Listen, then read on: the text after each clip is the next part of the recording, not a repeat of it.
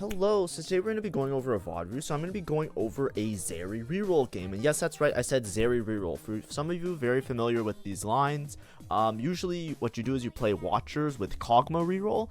This is something that I want to try out for a while. It's really hard to see if ZERI is very strong on her own, but I have a lot of issues with the Kog'Maw comp that I personally don't like it that much. And one of the solutions that I had when I was looking at it and trying to figure out like what can I do to make this like cap out a little bit higher or like fix out my mid game a little bit was think about ZERI reroll instead. So today we're gonna go over this VOD. Thank you for all the subscribes. If you're here from one of the general guides, like how to play whatever comp or how to play 4 costs or stuff like that, thank you for stopping by. Please make sure to like and subscribe. I'm working on my 1,000 sub goal. I want to hit it before Christmas ideally, so that would be really helpful to me. Ideally, I also will have out the patch notes tomorrow, so I'll go over the new patch that's going to come out on this Wednesday, and I'm also going to have a reroll guide coming up, so just stay tuned. I just want to make sure I review the patch notes first, because I think that a lot of rerolls are going to become more prevalent, because they're not super prevalent right now, so we'll see how that works out. So just stay tuned for that. But now today it's just going to be a ZERI reroll game. So investment strategy. I took investment strategy here. I tried it once or twice. I have 2 scars and a ZERI, so I'm thinking to myself, okay, I'm just going to commit to ZERI and Kog'Maw, because investment strategy, what it does is for every gold of interest that you have, you gain permanent HP on all the units that are on your board. So it's not like Gifts of the Fallen, I forget what it's called, Ghost of Friends Past. I made a video on like what the most broken augment was this patch, and it's Ghost of Friends Past. And it's not like that one where it gives it to your team, which means that it's like associated with the augment. This is the unit, so the units have to be in. If you swap out the units, then they don't have the HP buff anymore. So that's really, really important. So if you take investment strategy, it has to be a board that you're probably committing to these low cost units for later, so it's a little bit better probably for reroll or stuff like that. Anyways, my apologies. I had a team builder. I guess I accidentally closed it. So I'll rebuild it right here. The board that I'm going for looks kind of like this.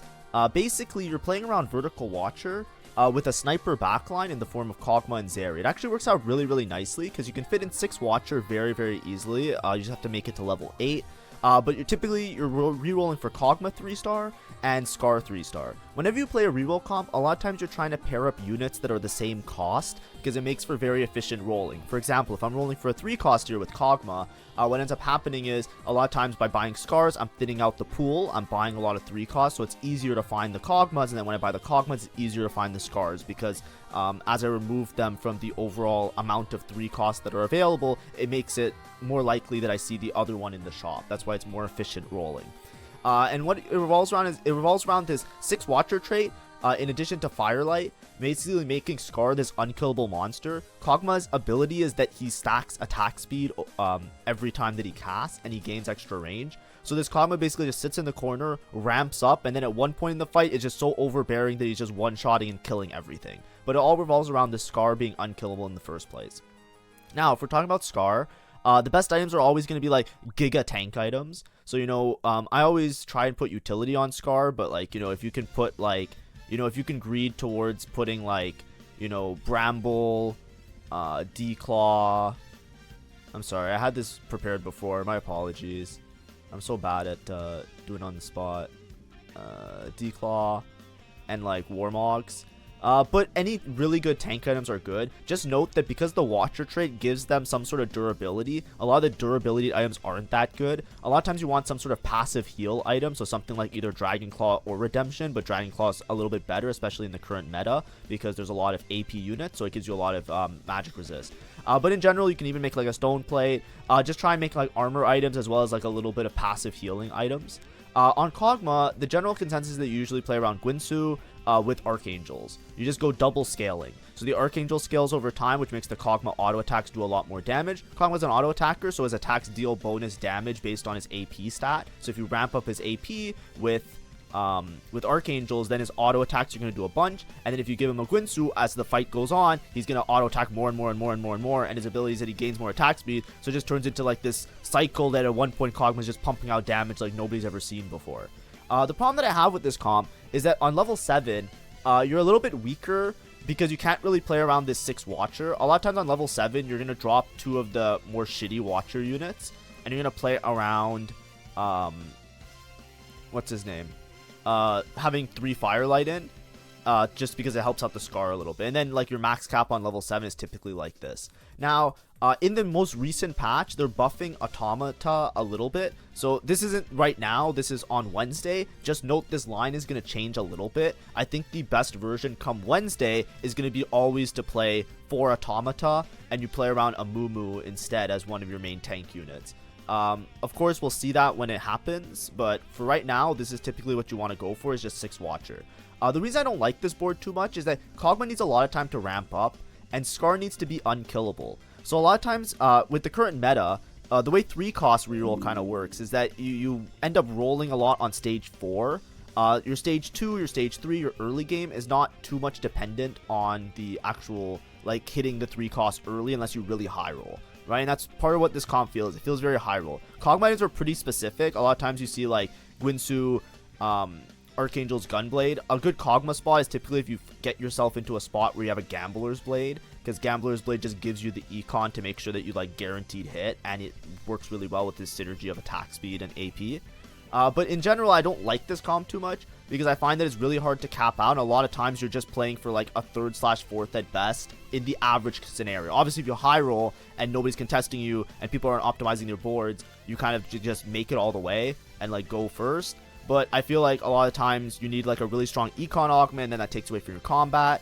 And your mid game is really, really weak. So because you're prioritizing Kog'Maw items, you might not even have a Kog'Maw until a lot later in the game. So unless you start with a lot of Kog'Maws and a lot of Scars, it feels very, very weak. That's why I don't like it. I know this is a little bit of a long-winded explanation. I'm just trying to explain why I'm doing ZERI reroll, that I'm not trying to troll you guys. That I think it's actually pretty okay. But obviously, try it at your own risk. I've tried it once or twice, and this is my results. But as you can see, it's like, it just feels like when you're playing the game, I have like a Kog'Maw 2, and other people are playing these Giga boards with Black Rose, and like Camille Ambusher spikes a lot earlier, Violet spikes a lot earlier, so you're trying to like win out from like a really bad spot a lot of the times, and that's why I don't like it too much. Now we're gonna go back to the VOD. I know I said it was a VOD review. What the idea is that, what I'm saying here, the idea is when you prioritize ZERI as the carry, you're probably gonna hit a ZERI 2 on stage 3, right? And that's gonna stabilize you by a lot. Like in this spot, I have a Scar 2 already because I think I got a Scar off Karasan. I started the game with 2 Scars. It's going to be very easy for me, or a lot easier, if I use a little bit of gold, if I don't high roll, to find a ZERI 2. The ZERI 2 is going to be way more stable in the mid game. Now, a lot of Kog'Maw's ramping is because Scar is unkillable. That's a big part of why the comp works. ZERI works the same way. If you put a Gwinsu on ZERI, ZERI does also ramp up. She doesn't get like extra damage on her auto attacks, but it makes her very, very strong for much of the game. When you're thinking about ZERI items, I think the best items are just like AD items that like do a bunch of damage or damage amp. So with ZERI, best items are probably like Deathblade, so sword, Gwinsu, and like red buff, like Bobo. The reason that I can't tell you the exact perfect ZERI items is because if you look at the Explorer and you go like ZERI 3, for example, there's no way to distinguish this line from the Kog'Maw line. We're prioritizing playing Kog'Maw, and you're always going to play Kog'Maw on the board anyways. But if you look at like her best item, it says her best item is like Static Shiv. You know what I mean? It's like, yeah, that's because it helps with Kog'Maw. That's like Shred for Kog'Maw. She's an AD unit. Obviously, Static Shiv isn't the best unit. So then it's like, is it Deathblade? Red buff's really good because she hits multiple units. The way she does, she zaps everybody, so the red buff gets applied to the back line as well a lot of the time. But it's hard to distinguish exactly what the best items for her are because you can't distinguish between this line and other lines. But the idea is that if I prioritize making ZERI items instead of making Kog'Maw items, I can make myself a lot more stable on stage 3. That will mean that I'll have a lot more HP to work with on stage 4, so I won't be too scared about these giga capped boards where people have like lots of like powerful 4 cost and maybe even 5 cost units, and then the Kog'Maw kind of falls off if you don't have Scar 3, Kog'Maw 3. It also allows me to stabilize a little bit earlier because on level 7, when I play 3 Firelight, the ZERI gets a lot of like extra durability to her, which the Kog'Maw wouldn't normally get. Like the extra, so you get a lot more value out of the Firelight trait on level 7 when you're before you hit the 6 Watcher spike on level 8. So as you can see here, I already hit my ZERI 2. This is how most Kog'Maw games kind of go for me, right? I have a Scar 2. This looks like a really good Kog'Maw spot. I have a Gwinsu. I don't have necessarily the best Kog'Maw items, but I can't just sit here with all my items on my bench and just greed everything. So what do I do is I decide, okay, I'm going to play around ZERI this game. So that means I'm not going to worry about making Archangels. I'm not going to worry about making Gunblade. I'm not going to worry about making those items. I'm going to make AD items here. Making AD items allows me to play around the ZERI. This is also a really good opportunity to do this. You have a really good opportunity to do this if you have like a Maddie opener and you don't feel like playing Twitch and you hit a bunch of ZERIs. You can maybe also play it like that. You can also play it from a Kog'Maw spot if you don't get good Kog'Maw items. It's just like, you know, I can't greed that much, and the items, because like you need to make an AP item like Archangel, you need to make a Winsu, that requires you to have 2 rods, and then if you don't have the rods, you don't have the bows, or you don't have the tiers, you just run into a spot where your Kog'Maw items are not even that good anyways, and then it's like, it's fine so long as you hit Scar 3, but it's like you don't have good Kog'Maw items, you don't have good like late game, it's like whatever. Of course, like a Kog'Maw can carry you really hard in the mid game. Like if I had a Kog'Maw here, it would definitely do a lot of damage, because especially in like these early game, mid game scenarios, people's boards aren't super swollen. They're not super like high octane damage, so your board doesn't like explode instantly a lot of the time. So it makes it that you're probably fine. With a Kog'Maw, he ramps up and he kills a lot of units, especially if you have like a Gunblade, you get a lot of econ. But in this case, like I said, I had AD items, so I said, okay, let's play around ZERI. If I get a bow, I'll make a Last Whisper, so I'm just going to go like crit ZERI build. I don't think crit is that good on ZERI. I don't think the Lightning Strike can crit when she hits multiple units. But it's fine, right? Like, those are the items that I got. I have a bunch of gloves, so I'm going to make Last Whisper, so I have Armor Shred, or sorry, Armor Sundering, so I reduce armor. And then I just slammed Adaptive Helm on the front line. Adaptive Helm is a decent slam. It's just really bad a lot of the time because it kills both of your shred components, right? If you're trying to make shred, so to reduce magic resist, you're either making a static shiv, which uses a tier, or you're making a spark, which uses the cloak. So if you make an adaptive helm, you effectively ruin both of those options. I like to slam adaptive helm when I don't think I need shred, or if it's like a circumstance like this, I'm just trying to streak and stay super healthy. So as you can see, I'm 85 HP. I'm probably going to roll on level 7. I took Invested, by the way. Invested sets my econ in a really, really good spot because I'm playing Invested. Sorry, I took, I have Investment Strategy, like the first augment with the little heart. That gives my units, remember what I was saying? It gives my units permanent HP every turn. So basically every turn they're gaining around, I think it's 45 HP every turn. Yeah, it's 8 permanent health. Sorry, 40 every turn. It's 8 permanent health per interest that you make. So I'm making 5 gold of interest. So that means I'm going to get 5 times 8, which is 40 HP. So every turn they're getting 40 base HP on my board. So that's really, really important. Each unit is getting 40 HP. So I have all the Watchers in. They're all becoming really, really tanky. The Scar is becoming an unkillable monster. The ZERI is becoming tanky, so she's a little bit less susceptible to like getting backline cheesed by somebody. And then I'm also winning a lot of these rounds, so I'm like pretty high HP, which is really nice. So I feel like I'm in a good spot. Whenever you're playing a reroll, you want to have good HP in the mid game. 3-cost rerolls kind of have a similar cadence to 4-cost.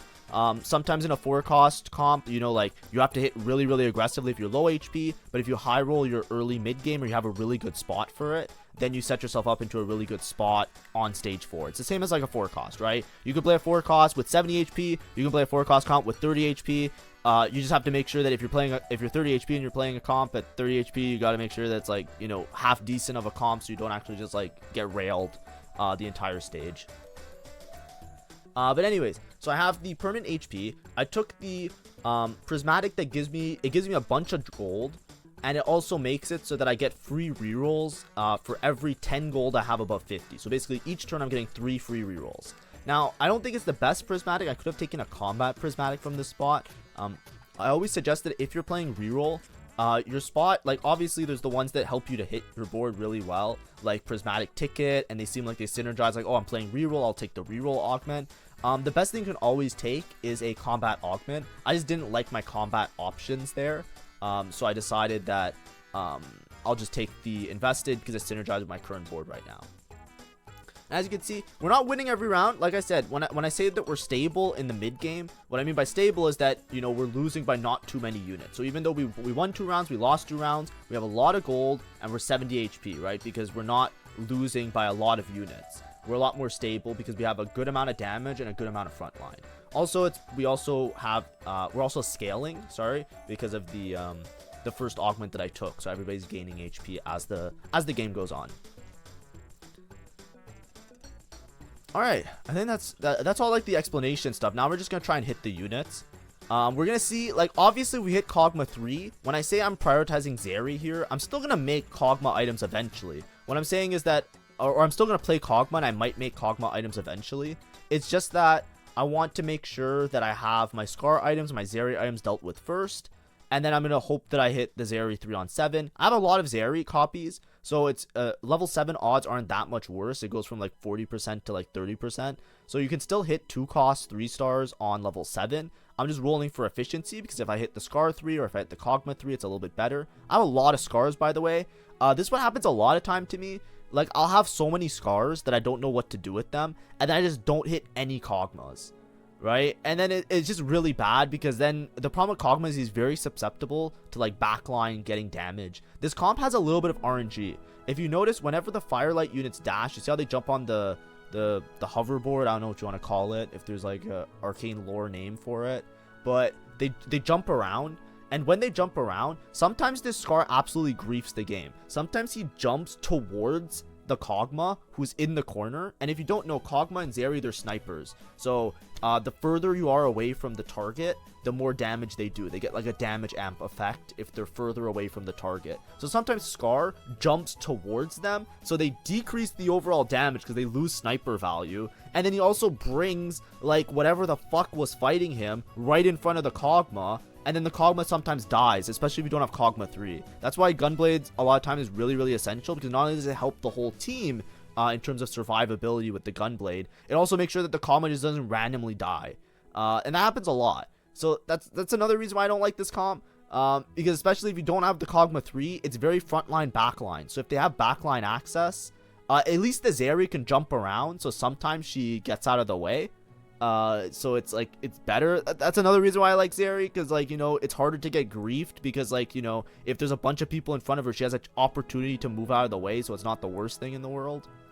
I'm sure you'll see in this game, I'll mention it at one point that or whenever I'll mention when I see that the Scar is griefing, and I'll tell you like, yeah, this round was because like Scar jumped here. I don't know if there's a way to like perfectly make the Scar go. I've been trying to experiment. I don't know. I think it's RNG where they jump. They kind of jump to like a free open spot, but it's like it's happened so many times it's hard to tell.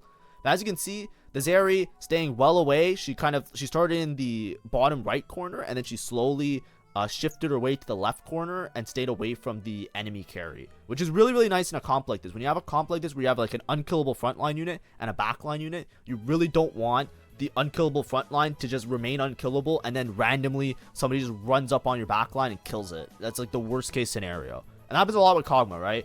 I'm sure it might have happened to you that you're playing your board and then you have like 6 Watcher front line and Kog'Maw's dead already.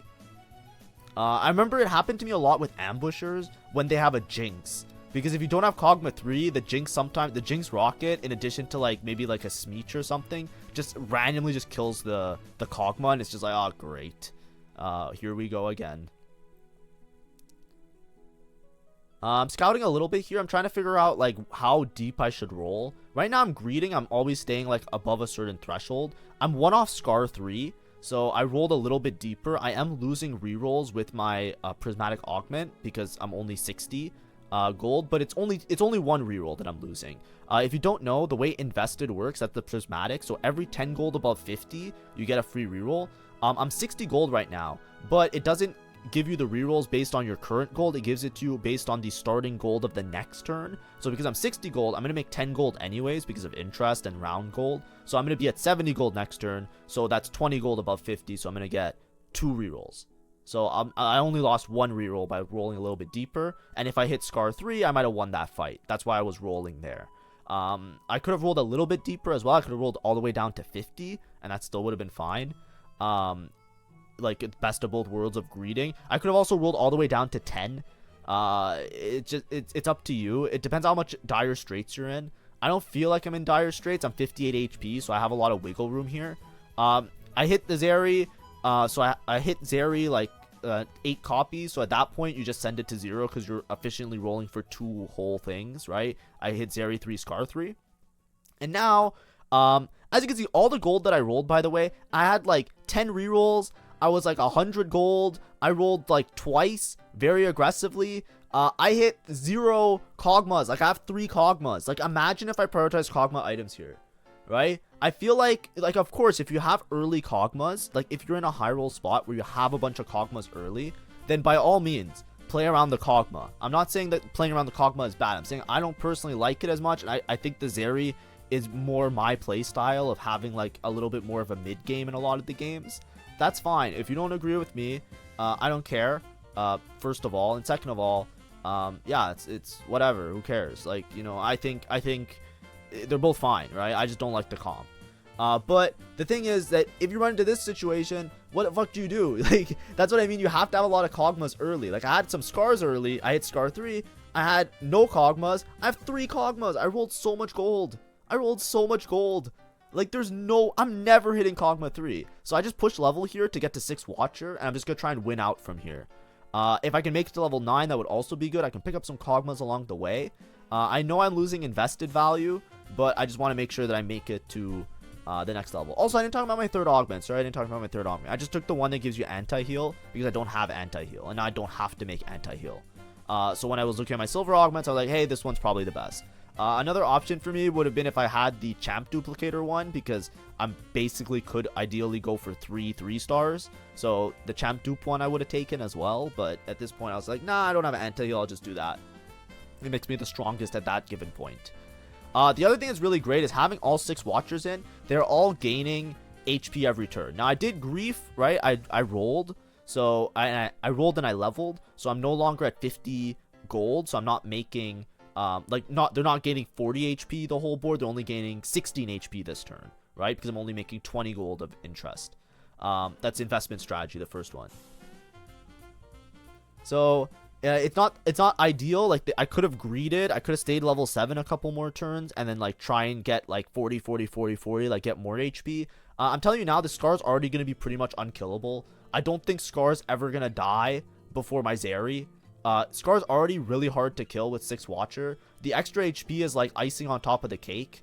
And this Zeri unit, like, I don't know how to describe it. Like, she like, Zeri and Kog'Maw, sorry. Like, the only way that I lose is if I get griefed by like the firelight dashes a lot of times. Sometimes Scar just jumps towards the Zeri, and then, like, you know, there's like a suspicious trench coat fucking Camille or the other shitter, Violet, and then they just explode in front of you. And they just all turn around and they're just like, oh, wow, look, the enemy carry. I guess I'll just kill it. And then they just kill it. And it's like, oh, great. I guess I just fucking lose. That's what happens to me all the time. That's why at least Zeri has a chance to run away. I kind of like the jumping around. It does sometimes grief the sniper as well. But typically, I find that they stay away from each other. They never dash towards each other, the Scar and the Zeri. They're always like zoning each other out a little bit, which helps a lot. Okay, so here I'm just looking for item to make. I need to make a frontline item. I'm not sure exactly which one I want to make. Protector's Vow is pretty good because it gives a percentage max health shield, max HP shield. If you look, my Scar has like 4,000 health, which is massive. He's absolutely chonkers. I think I also did the gain shield. Oh, sorry, I didn't talk about my anomaly. I should talk about my anomaly really fast. Sorry, I missed that. I'll go back to it and then I'll skip forward. Because you might not understand, or sorry, I don't know how to describe it. You might not know about this anomaly or have considered it, but it's really, really good in this spot.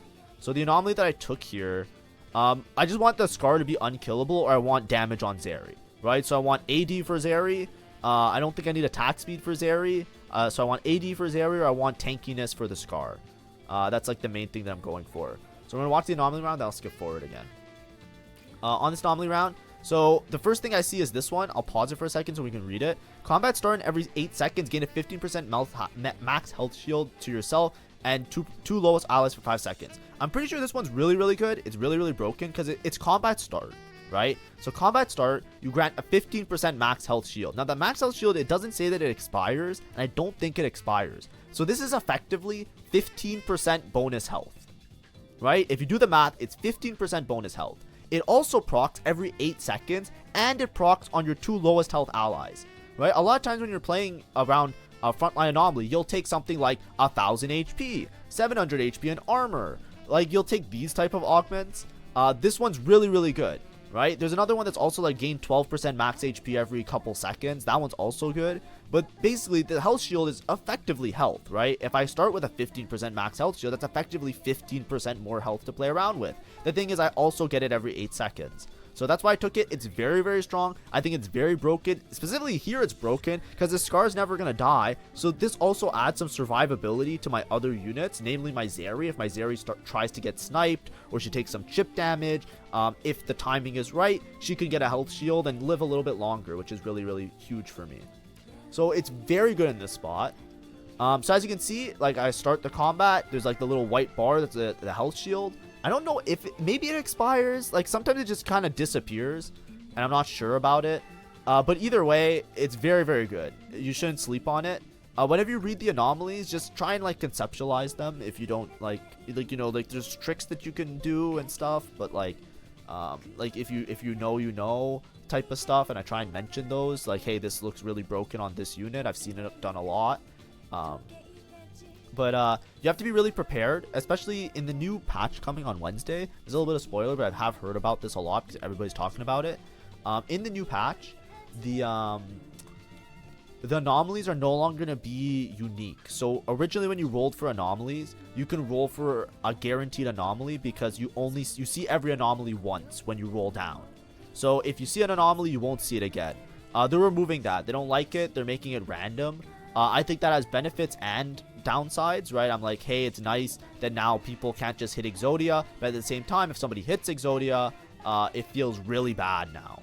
So, you know, both the two sides of the coin are very similar in that aspect. I'm like, okay, this is like a blessing and a curse, so, you know, it's like net neutral to me. Like, I don't really care. It was very degenerate with, like, I think Violet was the main offender, because with Violet you can guarantee get the Violet 4 basically. The idea was that you just rolled for Ultimate Hero, and then you upgrade the Violet 3-star to Violet 4-star because she's a 1 cost, and it was just like unbearably. Like, the guy in this lobby did it as well. So as long as you had, like, you know, 57 gold, you guaranteed, based on your rolling speed, you can guaranteed hit the exact anomaly that you wanted. Now you have to play more like comparable, right? Like, if I got 1000 HP, I'd take it. If I got gains a bunch of armor, I'd take it. If I got gains AD, I'd take it. Like, you have to have like a couple in mind. You have to read them and say like, hey, does this effectively do what I want for my board right now? But as you can see, we're just econing up. I'm gonna eventually go level 9 and play 3 Firelight. I think that's like my next goal for this game. So we're kind of just chilling now. There's not much I can do for positioning. The Scar and the ZERI jumps a lot. Typically, if you're playing snipers, you want your main damage dealer to be opposite side of the enemy carry, just because in like a late game scenario, you want them to be getting maximum sniper value to kill the end game units.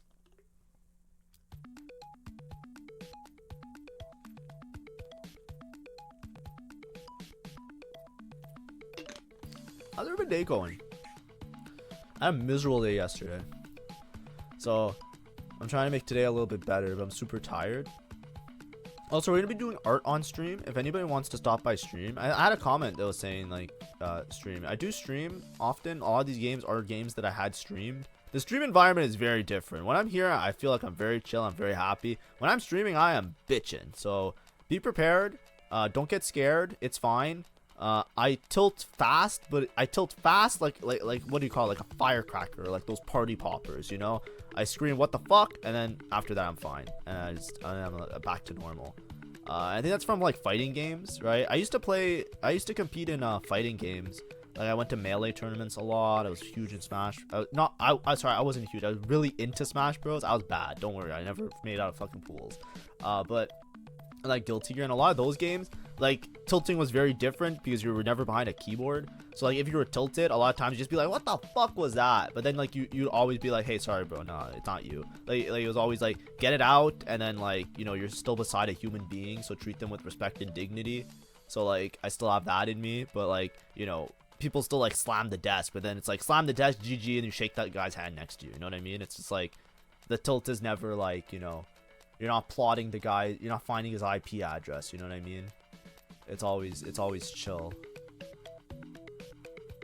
Okay, this fight, I always want to be on opposite side of this Violet. The reason I want to be on opposite side is because that's Trench Coat. Trench Coat basically de-aggros and it pops into 3 versions. You see how that 3rd version walked towards the Kog'Maw? It's right on top of right next to the Chibi. It's hard to see because this guy's Chibi is in the way.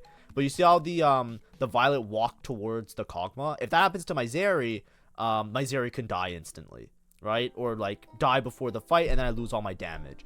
That's what I mean by this comp is very front to back. You have to prioritize the 3 items on the Scar, and you have to prioritize the 3 items on the ZERI. And a lot of times, like, you know, the last items that you get are going to be a little bit more RNG. You can't, like, make them perfect. So, like, the last items I just have, like, frontline items that I put on Garen. So, I really only have 1 damage dealer on my team, and this is ZERI ramping up. So, it's very, very scary. If they have backline access. So for example, if the Trench Coat pops and then they turn around, they kill the ZERI, I lose all my damage, I basically lose the fight. It's over. There's nothing you can do about it. So we'll see in some of these fights. I think it happens once or twice in these fights. I'm win streaking right now, so we'll see how it pans out to the end of the game. But I'm pretty sure this game went well for me because I flagged it to do a VOD review on it, which means it had to have gone somewhat well. We're already guaranteed top 4. We're trying to figure out what our best strategy is to play for first. My augments aren't the greatest, but I am scaling HP. So I am scaling infinitely.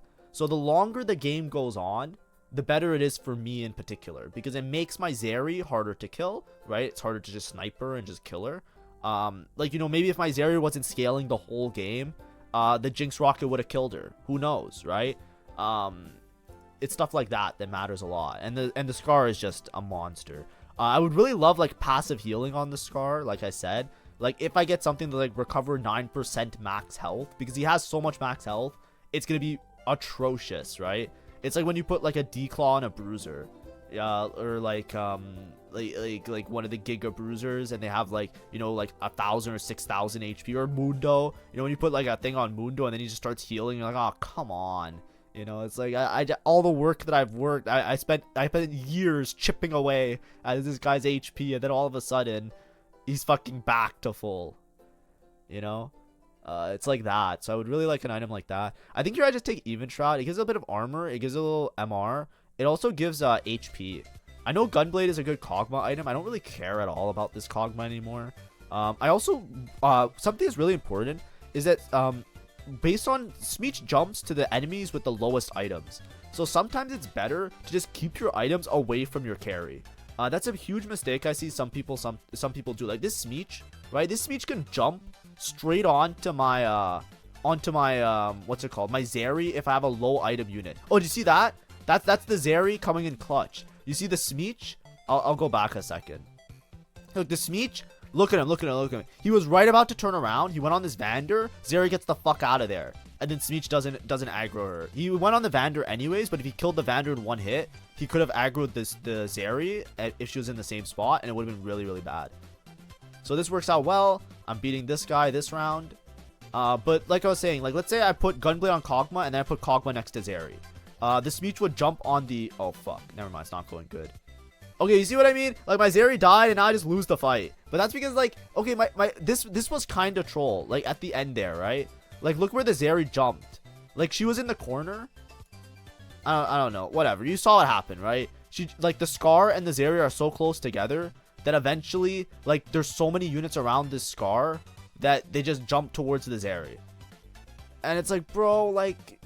Please, like you know, like if they didn't jump around so much, this is what I mean. Like sometimes they jump around, they get further away from each other. It's really good. Like the time the Smeech almost killed the ZERI, it's a blessing and a curse. But then at the end of the game, there, it was like they were so close to each other. I'm losing sniper value, so the ZERI's doing less damage, and she's really susceptible to just getting killed. And then as soon as she dies, I lose the round basically. That's why this comp kind of was like annoying sometimes, and it can happen with Kog'Maw too. Kog'Maw's even more static. Which, you know, like, maybe, like, I like them both being dynamic, because at least there's a chance to get, like, bailed out.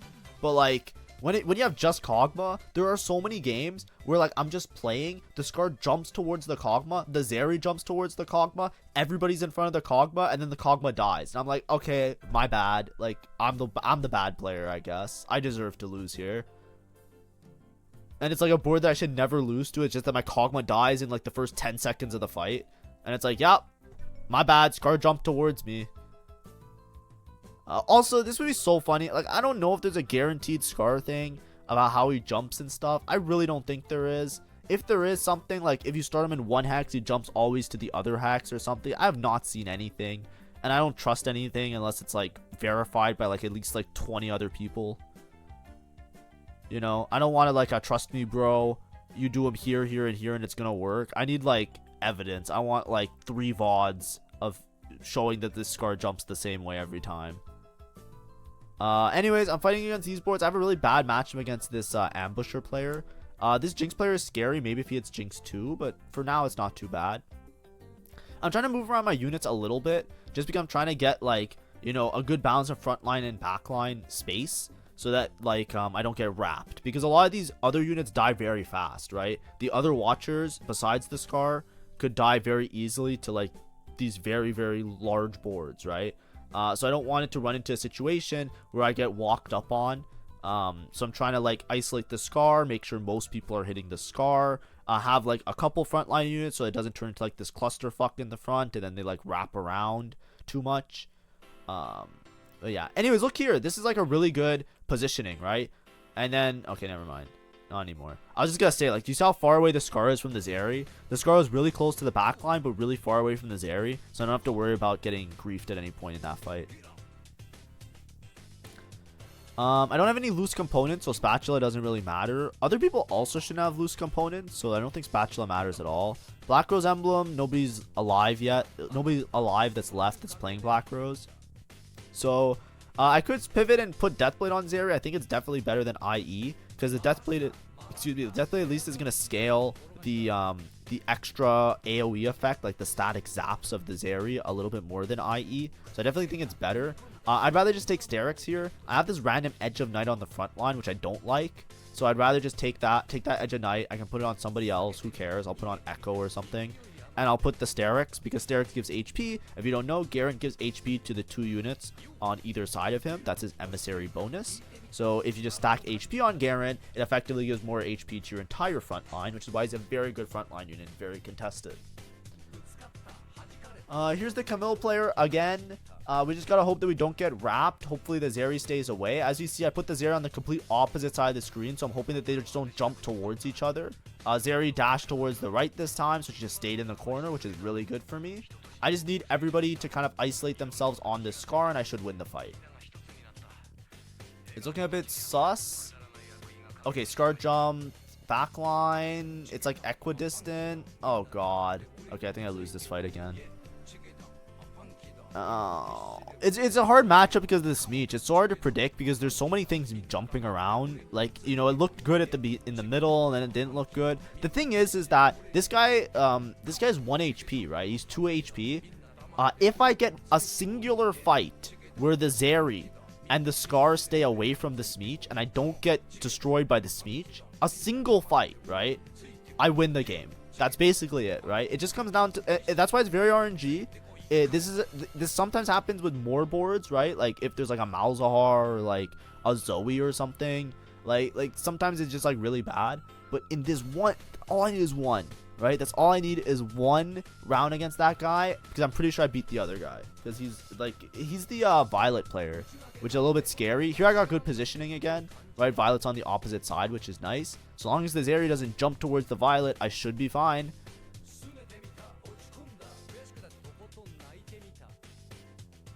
Also if the Scar jumps. Oh god. Okay, get out of there, get out of there, get out of there. Oh no. Okay, nice. Route. Okay, I think we win this. It's gonna be hard for my ZERI to throw from here, because they're all on the Scar now, and they're not gonna be able to kill this Scar. This is also Scar without healing, by the way. This is what I was trying to say. Like if you have enough HP at one point, you'll be fine, right? Here I can go level 9. I can drop the 3 Firelight, and I can play 4 backline units. I can play 4 Sniper, right? On level 10, you can play 6 Sniper, 4 Watcher. So here I'm gonna put in Twitch. I think it's better to play 4 Sniper. The reason I want to play 4 Sniper is I want to make a little nest of shit units that the Smeech can jump to. Like I'm just gonna make a Smeech corner on my board. That's my strategy, right? My strategy is I'm gonna make a Smeech corner. I'm gonna make a corner of units in the backline that are fucking trash. They're gonna buff the shit out of my Zeri because I'm gonna be 4 snipers. I'm gonna get a huge damage spike. And I'm gonna put them all in the corner, and then the Smeech isn't gonna target my Zeri because he's gonna spend so much time on these fucking snipers that he can just go over there, right? So look, I'm gonna make my little Smeech corner, right? That's the Smeech corner. Smeech can jump on those units. I'll bait him out. I'll put some items on them, like just enough items because he hits the lowest item unit, right? That's the main thing with Smeech. Sorry, my thing's paused. He hits the lowest item units, right? So I'm gonna take the items, I'm gonna put them on these units, and that's gonna be Smeech corner, right? I position opposite side. Zeri's far away from them. That's the Smeech corner, okay? Smeech, have fun. Go kill the Caitlyn. I don't care. I don't care about the Caitlyn. Just stay away from the Zeri until she ramps up so she can kill the board. Okay? Smeech corner worked. Okay? He spent all his time in the corner. Now he's on the fucking Scar. We're fine. I think we win now. Smeech corner success. Okay? Fuck that unit. I lost so many of these fights. And then thank God Camille walked so slow. Oh my god, I'd be raging if I was this guy. On stream, I'm banging my desk every day of the week. It's like, what the fuck? Did you see how slow? The Camille targeted the Zeri, but she walked so slow that the Zeri killed her. Anyways, it's a first out of nowhere. But that's Zeri reroll. That's what I mean. I just like it better because I like the way the mid game plays out. That's a very like me thing, of course. It might not be better than Kog'Maw max cap, but it is something that I enjoy doing, or I enjoy playing like that. So, you know, if it's something that you felt like the Kog'Maw board, you didn't like it as much, or you found that you were losing too much HP in your mid game, maybe prioritizing Zeri items on carousels and augments might be a little bit better. I think Scar also makes great use of AP tank items. So the AP items that you would want to put on Kog'Maw, you can turn into Scar items. That's how I have the adaptive helm and the protector's vow. These are typically better items on a unit like Scar that has AP scaling and lots of health and makes use of those shields. But anyways, thank you for watching. Hopefully that was enjoyable. And yeah, but guides will be back. I'll make 2 guides this week starting tomorrow. It's gonna be the patch notes, and then it's gonna be a reroll guide, and then I might do some like other content, I'm not sure, but it's gonna be some VOD reviews as well for the new patch. I'm gonna try out some of the comps hopefully sometime during the week, and then on stream I'm probably gonna be doing art. I just haven't been awake enough to do art, but art streams are gonna come. I'm doing some arcane art for a contest. Thank you. Also make sure to like and subscribe. Bye bye.